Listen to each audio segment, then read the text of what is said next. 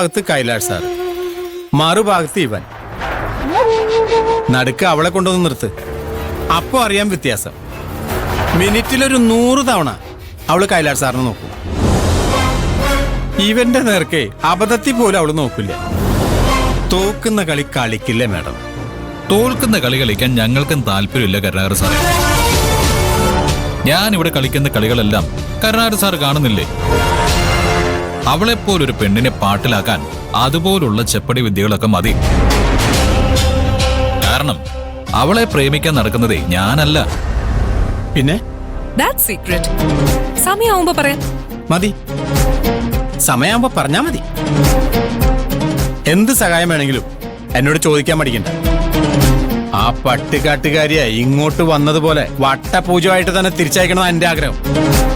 കാരണം അവൾ ഇവിടെ കിടന്ന് അത്രയ്ക്ക് നെകളിക്കുന്നുണ്ട്.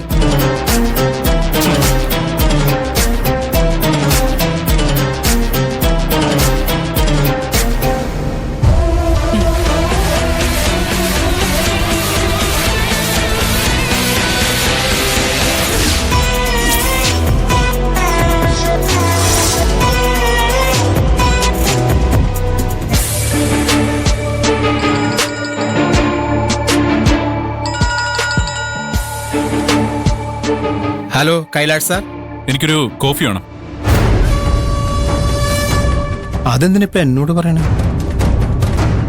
അവന് കോപ്പി ഇട്ട് കൊടുക്കുന്നത് എന്റെ ജോലിയാണോ? കൈലാഷ് സാർ, ഞാൻ കരുണാകരനാണ്. അറിയാം, നിങ്ങളോട് തന്നെ ഞാൻ പറഞ്ഞത്. എനിക്കൊരു കോഫി കൊണ്ടുവരാൻ പാർവതിയോട് പറയും.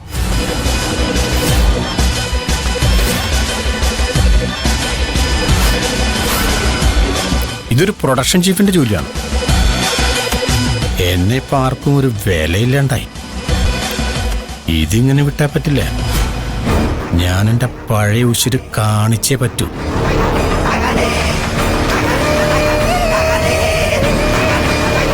ഇത് കോഫിയോ ചായയോ?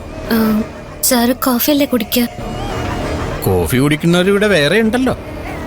ഇത് കൊണ്ടുപോയി കൈലാഷ് സാറിന് കൊടുക്കും. പറഞ്ഞത് മനസ്സിലായില്ലേ? കൈലാഷ് സാർ ഒരു കപ്പ് കോഫി വേണമെന്ന് പറഞ്ഞ് എന്നെ വിളിച്ചിരുന്നു. മുമ്പൊക്കെ പ്രൊഡക്ഷന്റെ കാര്യങ്ങളാ അവ എന്നെ വിളിച്ച് പറയാറ്. ഇപ്പൊ കോഫി വേണമെങ്കിൽ പോലും എന്നെ വിളിച്ച് പറയും. നിന്റെ കൈവേഷം നന്നായിട്ട് ഏറ്റിട്ടുണ്ട്. കൊണ്ട് കൊടുക്ക്. നിന്നെ ഈ കോഫിയിൽ നീ എന്തെങ്കിലും സ്പെഷ്യലായിട്ട് ചേർക്കുന്നുണ്ടോ? അല്ല, എനിക്കൊരു കോഫി വേണമെന്നല്ല കൈലാഷ് സാർ പറഞ്ഞത്. എനിക്കൊരു കോഫി കൊണ്ടുതരാൻ പാർവതിയോട് പറയുന്ന കൈലാഷ് സാറ് പറഞ്ഞത്. സാറിന് കൊടുക്കണ കോഫിയിൽ നീ എന്തെങ്കിലും പ്രത്യേക ചേരുവകൾ ചേർക്കുന്നുണ്ടോന്ന് ഞാൻ ചോദിച്ചത് അതുകൊണ്ടാ. അല്ലെങ്കിൽ എന്തിനാ പ്രത്യേക ചേരുവ? നിന്റെ കൈ കൊണ്ടാവുമ്പോഴേ പാഷാണവും അവന് പാൽപ്പായസായിട്ടല്ലേ തോന്നും. ഞാൻ തറുതല പറയാണെന്ന് സാർ കരുതരുത്. ഞാൻ പാഷാണം കൊടുക്കുമ്പോ കൈലാഷ് സാറിനത് പാൽപ്പായസായി തോന്നുന്നുണ്ടോന്ന് സാർ എന്നോടല്ല ചോദിക്കേണ്ടത്, കൈലാഷ് സാറിനോടാ. ജോലി തിരക്ക് കാരണം കൈലാഷ് സാറിന്റെ മുന്നിൽ പോയി ചോദിക്കാൻ സാറിന് സമയം ഇല്ലെങ്കിൽ കരുണാകരൻ സാറിന് ഇങ്ങനെ ഒരു സംശയം ഉണ്ടെന്ന് ഞാൻ കൈലാഷ് സാറിനോട് പറഞ്ഞോളാം. പക്ഷെ കൈലാഷ് സാറിന്റെ മറുപടി നേരിട്ട് വാങ്ങിക്കൊള്ളണം. നീ എന്നെ വരട്ട. പട്ടുകോണോടത്ത് മുട്ടിലഴിയണ കാലം തൊട്ടേ ഞാൻ അവനെ കാണുന്നതാ.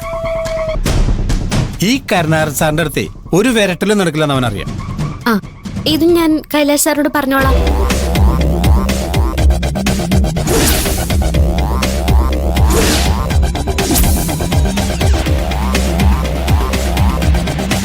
ഇതിപ്പോ അവള് അവനോട് പറയോ?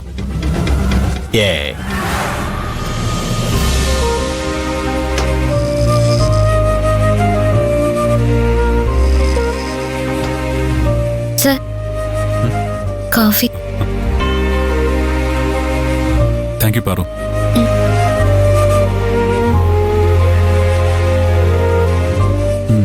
നല്ല കോഫി. നിനക്കിപ്പോഴും എന്നോട് ദേഷ്യമാണോ പാറു? കൈലാഷ് സാറിനോട് എനിക്കെന്തിനാ ദേഷ്യം? കൈലാഷ് സാറിനോടും PKR സാറിനോടും മാഡത്തിനോടും എനിക്കൊരു ദേഷ്യവും ഇല്ല. അല്ലെങ്കിൽ തന്നെ സാറിന്റെയും PKR സാറിന്റെയും മാഡത്തിന്റെ ഒക്കെ മുന്നിൽ ഞാനാരാ? നിങ്ങളുടെ മുന്നിൽ ഇങ്ങനെ വന്ന് നിൽക്കാനുള്ള യോഗ്യത പോലും എനിക്കില്ല. ദേഷ്യപ്പെടുക പോയിട്ട് 3 പേരുടെയും മുഖത്ത് നേരെ നോക്കാനുള്ള ധൈര്യം പോലും എനിക്കില്ല. നമ്മൾ ആദ്യമായി കണ്ടത് പാറുവിന് ഓർമ്മയുണ്ടോ? ആ ഉണ്ട് സർ. ടൗണിൽ നിന്നും വന്ന വലിയ പണക്കാർ എന്റെ നാട്ടിലെ ക്ഷേത്രത്തില് പൂജ ചെയ്യാൻ വന്നവർക്ക് എന്നെ കൊണ്ട് കഴിയുന്ന സഹായം ചെയ്തു കൊടുക്കണം. ആ ഒരു ചിന്തയെ ആ സമയത്ത് എന്റെ മനസ്സിലുണ്ടായിരുന്നുള്ളൂ. സാറിന്റെ കമ്പനിയിൽ ഞാൻ ജോലിക്ക് വരുമെന്നും സാറിനെ പരിചയപ്പെടുമെന്നും സാറിന്റെ വീട്ടില് അടുക്കള പണിയെടുക്കേണ്ടി വരുന്നൊന്നും ആ സമയത്ത് അറിഞ്ഞിരുന്നില്ലല്ലോ. എന്നാലും അന്ന് കണ്ട 3 പേരുടെയും രൂപം എന്റെ മനസ്സിൽ അതേപടി ഉണ്ടായിരുന്നു. ഞാൻ പറഞ്ഞ പാറു വിശ്വസിക്കുമെന്നറിയില്ല. പൂജ കഴിഞ്ഞ് ആ നാട്ടിൽ നിന്ന് തിരിച്ചു വരുമ്പോഴെല്ലാം എന്റെ മനസ്സില് പാറുവിന്റെ മുഖം തന്നെയായിരുന്നു. പൂജ ഭംഗിയായി കഴിഞ്ഞതിന്റെ സന്തോഷമായിരുന്നു ഡാഡിയുടെ മമ്മിയുടെ മനസ്സില്. എന്റെ മനസ്സിലും സന്തോഷം തന്നെയായിരുന്നു. ഞാൻ എത്രയോ കാലം തേടി നടന്നൊരു മുഖം പെട്ടെന്നൊരു നിമിഷം എന്റെ കൺമുന്നിൽ വന്ന പോലൊരു സന്തോഷം. അതിന്റെ കാരണം എന്താണെന്ന് എനിക്കിപ്പോഴും അറിയില്ല. ഇതുപോലൊരു മുഖം ഞാൻ അതിനു മുമ്പ് കണ്ടിട്ടില്ല. ഇതുപോലൊരു മുഖം എന്തെങ്കിലും കണ്ടുമുട്ടുമെന്ന് ഞാൻ സങ്കല്പിച്ചിട്ടുമില്ല. കണ്ടുമുട്ടണമെന്ന് ഞാൻ ആഗ്രഹിച്ചിട്ടുമില്ല. പക്ഷേ ആദ്യമായി കണ്ടപ്പോ ഒരു അപരിചിതയെ കണ്ടതുപോലെയല്ല എനിക്ക് തോന്നിയത്. ദൈവം ഈ മുഖം പണ്ട് എന്റെ മനസ്സിൽ കൊത്തിവെച്ചിട്ടുണ്ടായിരിക്കണം. ഇതാണ് നിന്റെ പെണ്ണെന്ന് പറഞ്ഞുകൊണ്ട്. സർ, അതായത് പൂജ പൂർത്തിയാക്കാൻ നിന്നെ സഹായിക്കുന്ന പെണ്ണെന്ന് പറഞ്ഞുകൊണ്ട്. പക്ഷേ പാറു, നമ്മൾ തമ്മിൽ എന്തോ ഒരു ബന്ധമുണ്ടെന്ന് തന്നെയാ എനിക്ക് തോന്നുന്നത്. നമ്മൾ തമ്മിൽ ബന്ധോ? സാർ എന്തൊക്കെയാ പറയുന്നേ? പാറു തന്നെ പറഞ്ഞില്ലേ ആദ്യമായിട്ട് കണ്ടപ്പോ നമ്മൾ വീണ്ടും കണ്ടുമുട്ടുമെന്ന് പാറു ഒരിക്കലും കരുതിയില്ലാന്ന്. ആ നാട്ടിൽ നിന്ന് പാറു ടൗണിലെത്തി. ഇവിടെ വേറെയും ഗാർമെന്റ്സ് കമ്പനി ഉണ്ടായിരുന്നു. എന്നിട്ടും എന്റെ കമ്പനി തന്നെ പാറു ജോലിക്ക് വന്നു. ഇവിടെ എത്രയോ പെൺകുട്ടികൾ ജോലി ചെയ്യുന്നുണ്ട്. അവരിൽ പലരുടെയും പേര് പോലും എനിക്കറിയില്ല. പക്ഷേ നമ്മൾ തമ്മിൽ നല്ല അറ്റാച്ച്മെന്റ് ഉണ്ടായി. പാറു എന്റെ ജീവൻ രക്ഷിക്കുന്ന സാഹചര്യം വരെ ഉണ്ടായി. അതൊക്കെ യാദൃശ്ചികമാണെന്ന് പറയാൻ കഴിയൂ പാറു? ദൈവനിശ്ചയം ആയിക്കൂടെ? ആയിരിക്കാം സർ. ആ ദേവി തന്നെ ആയിരിക്കാം എന്നെ ഇവിടെ എത്തിച്ചത്. എനിക്ക് ടൗണിൽ ആരും ഇല്ലല്ലോ.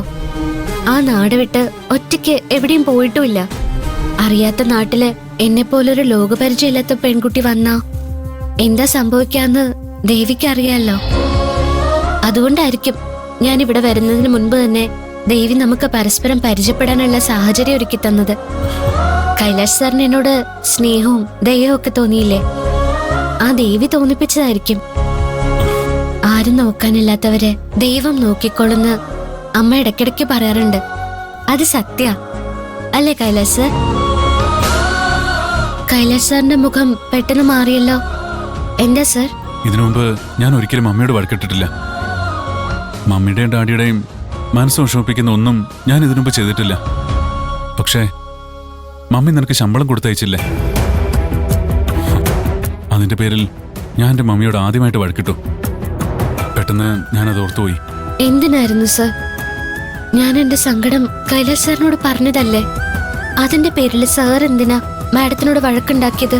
ഞാൻ വഴക്കിട്ടപ്പോ മമ്മിക്ക് വലിയ സങ്കടമായി. സത്യം പറഞ്ഞ അതൊരു ചെറിയ മിസ്അണ്ടർസ്റ്റാൻഡിംഗ് ആയിരുന്നു. മമ്മി നിന്നെ വിഷമിപ്പിക്കാൻ വേണ്ടിയിട്ടല്ല കാശ് കൊടുത്തയച്ചത്. നിന്നോടുള്ള സ്നേഹം കൊണ്ടായിരുന്നു. അതെല്ലാം പാറു മറക്കണം. എന്നിട്ട് വീണ്ടും വീട്ടിൽ വരണം. നീ ഉണ്ടാക്കി തരുന്ന ഫുഡ് ഇനി എനിക്ക് കഴിക്കണം.